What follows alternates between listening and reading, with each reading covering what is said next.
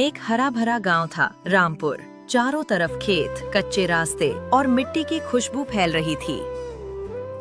इसी गांव में रहता था एक गरीब लेकिन ईमानदार परिवार। पिता मोहन, माँ सीता, बेटा राजू और बेटी गुड़िया। मोहन दिन में खेतों में अपनी पूरी मेहनत के साथ मजदूरी करता और रात को पूरे गांव की चौकीदारी करता।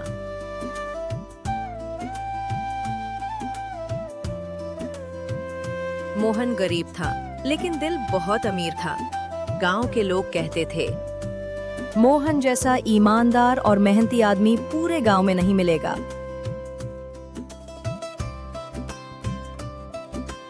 उसी दिन गांव में आया एक अजनबी, कालू चोर। चेहरा मासूम लेकिन दिमाग जहरीला।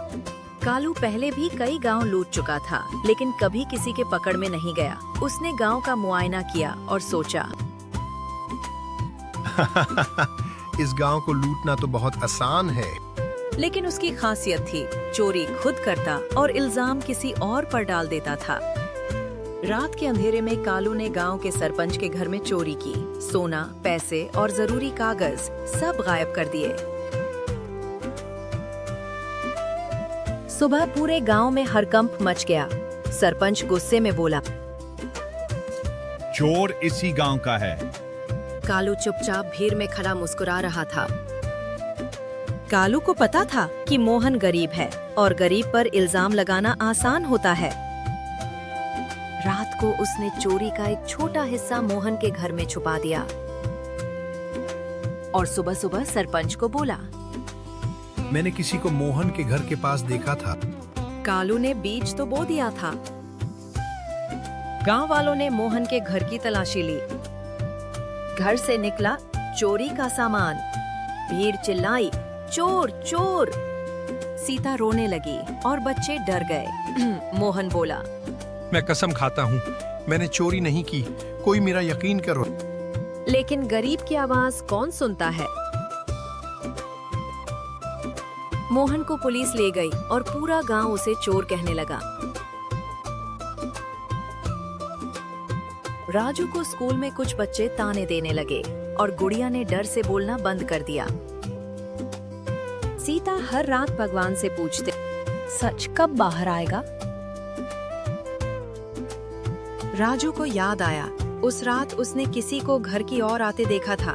उसने ठान लिया, मैं पापा को बेगुनाह साबित करूंगा। राजू ने कालू पर नजर रखनी शुरू की। एक रात राजू अपने घर की ओर जा रहा था तो उसने देखा कालू जंगल में किसी को चोरी का माल बेच रहा था। राजू ने सब कुछ छुपकर रिकॉर्ड कर लिया और गांव के मास्टर जी को दिखाया। मास्टर जी बोले, अब सच सबके सामने आएगा, चलो राजू।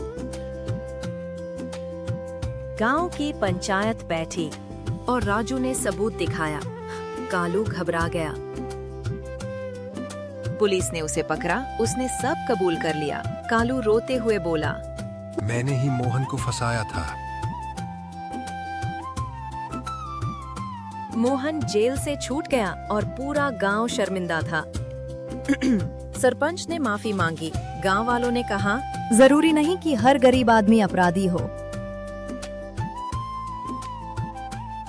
कालू को सजा दी गई ताकि वो आगे से ऐसा ना करे।